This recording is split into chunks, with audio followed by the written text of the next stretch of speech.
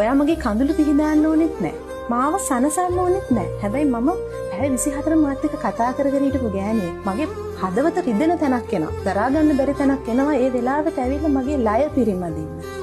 මං වලින් සල්ලි ඉල්ලන්නේ නෑ. ඇත්ත ආදරේදී සල්ලි නැහැනේ.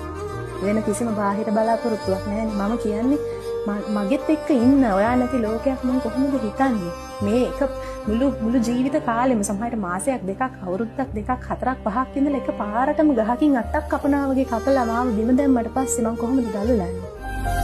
ඉතින් අපේ දුර බොහෝ